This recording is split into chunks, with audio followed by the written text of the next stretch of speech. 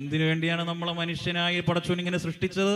നമ്മളെപ്പോഴും ചിന്തിക്കണം പ്രിയപ്പെട്ടവരെ, ഓരോ മനുഷ്യനെയും, ഓരോ ജിന്ന് വർഗത്തിലുള്ള ഓരോ ജിന്നുകളെയും മനുഷ്യനെയും റബ്ബിലേക്ക് ഇബാദത്ത് ചെയ്യാൻ വേണ്ടിയിട്ടാണ് അല്ലാഹു പടച്ചു വിട്ടിട്ടുള്ളത്. കേവലമാകുന്ന ഈ ഭൗതിക ലോകമല്ല.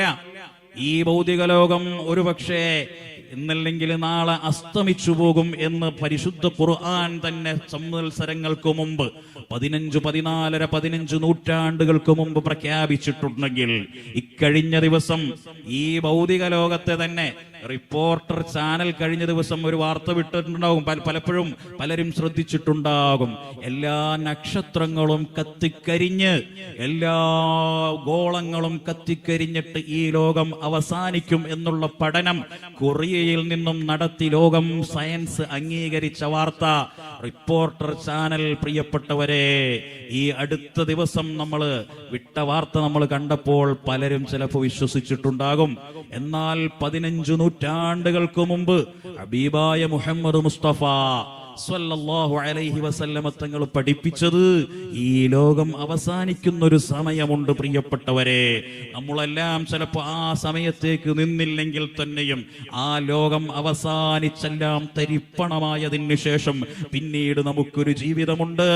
ആ ജീവിതമാണ് കൃത്യമായ ജീവിതം. പ്രിയപ്പെട്ടവരെ, ആ ലോകം അവസാനിച്ച് ഈ ലോകത്തുള്ള മുഴുവൻ വസ്തുക്കളും അതാ തച്ചുതരിപ്പണമായി പോവുകയാണ്. അതല്ലേ മഹാനായ തഴവ ഉസ്താദ് അവറുകൾ, അള്ളാഹു അവിടുത്തെ ദറജ ഉയർത്തുമാറാകട്ടെ, അവിടുന്ന് പാടിയില്ലേ, ഈ ലോകവും അതിലുള്ള ആർഭാടങ്ങളും നശിക്കുന്നതാ മരിക്കുന്നതാണു ജനങ്ങളും, പൊട്ടിപ്പിളർന്നു തകർന്നു വീഴും അമ്പരം എന്നുള്ളതും ഖുർആനിലുണ്ട് വിളംബരം.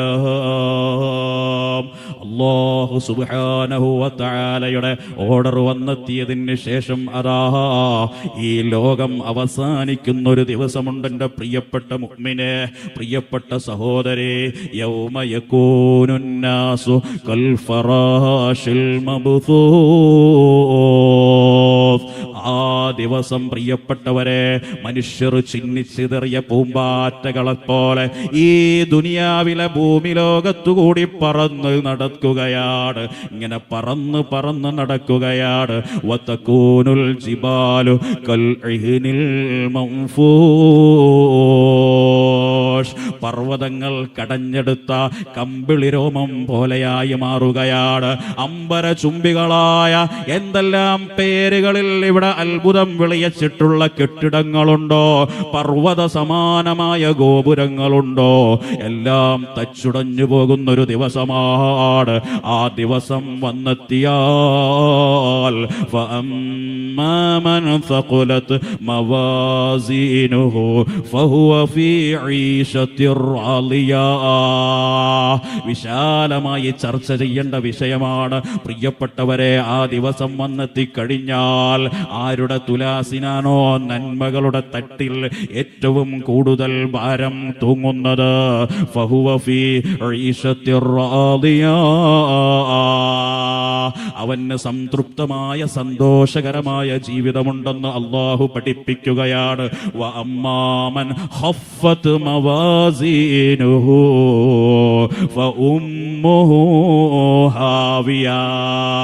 ആരുടെ തുലാസിലാണോ ഏറ്റവും നന്മയുടെ തട്ട് കുറഞ്ഞു വരുന്നത്, ഫഉമ്മുഹു ഹാവിയ, അവന്റെ സങ്കേതം ഹാവിയ എന്നുള്ള കേന്ദ്രമാണ്. എന്താണ് ഹാവിയ പ്രിയപ്പെട്ടവരെ? വമാ അദ്റാക മാ ഹിയ. എന്താണ് ഹാവിയ എന്നുള്ള കേന്ദ്രത്തിനെ കുറിച്ച് നിനക്ക് എന്ത് അറിയാമെന്ന് ഖുർആൻ പഠിപ്പിക്കുകയാണ്. എന്നിട്ട് പറയുന്നു, നാറുൻ ഹാമിയ,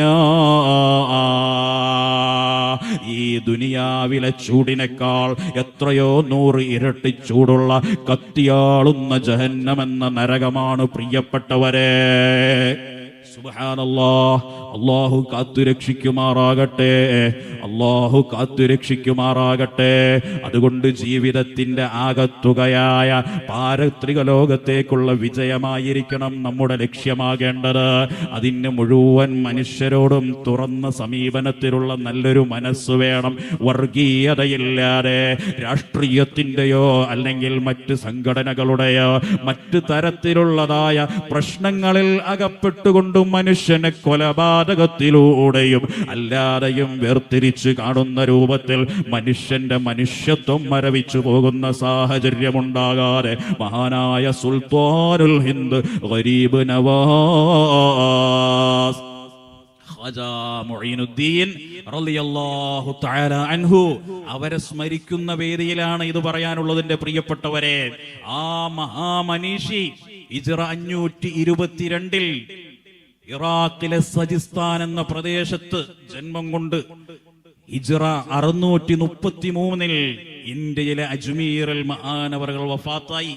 111 വർഷം അള്ളാഹുവിന്റെ ത്വഅത്തിലായി കൃത്യമായി ജീവിച്ചു ആ മഹാമനീഷി. പ്രിയപ്പെട്ടവരെ, ഇറാഖിലെ സജിസ്ഥാൻ എന്ന പ്രദേശത്ത് ജന്മം കൊണ്ട് മഹാനവറുകളുടെ സ്വന്തം പിതാവിൽ നിന്നും ആത്മീയമായ വിദ്യാഭ്യാസത്തിന്റെ തുടക്കം കുറിച്ച് ചെറിയ പ്രായത്തിലെ പിതാവിൽ നിന്നും പ്രാഥമികമായ വിദ്യാഭ്യാസം നേടി 10 വയസ്സ് കഴിഞ്ഞപ്പോൾ പ്രിയപ്പെട്ട പിതാവ് വിട പറയുകയാണ്.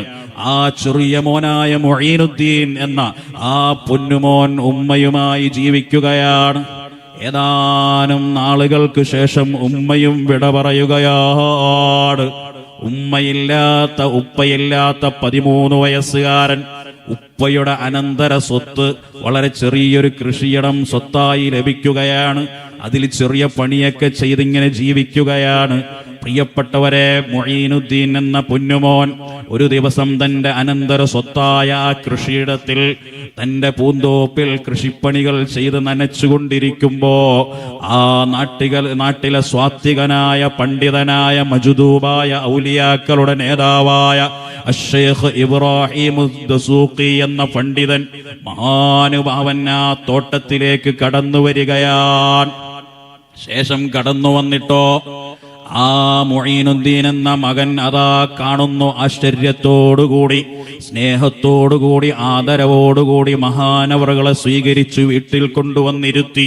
മുന്തിയ ഇനം പഴങ്ങൾ തന്റെ തോട്ടത്തിൽ നിന്ന് പറിച്ചെടുത്തു കൊണ്ടുവന്ന് കൊടുത്തിട്ട് സ്നേഹത്തോടുകൂടി ബഹുമാനത്തോടുകൂടി ഇടപഴകുകയാണ്. അതാ മഹാനായ ശൈഖ് അവറുകൾക്ക് വല്ലാത്ത ഇഷ്ടമായി. തന്റെ കയ്യിൽ നിന്നും ചെറിയൊരു പഴം ബാഗിൽ നിന്നെടുത്തിട്ട് മഹാനവറുകളൊന്ന് കടിച്ചെടുത്തു. ബാഗിലിരുന്നൊരു പഴം എടുത്തിട്ട് ചെറുതായിട്ടൊന്ന് കടിച്ച് ചവച്ചിട്ട് മുഈനുദ്ദീൻ എന്ന പൊന്നുമോന്റെ വായിലേക്ക് വെച്ചു കൊടുക്കുകയാണ്. സുബ്ഹാനല്ലാഹ്. ഇന്ന് പല സാറാത്യങ്ങളും ഉലമാക്കളും മഹത്തുക്കളായ മഹാമനീഷികളുടെ പിന്നിൽ നമ്മളൊക്കെ ബറക്കത്തിന് വേണ്ടിയിട്ട് പോയി ചോദിക്കലുണ്ട്.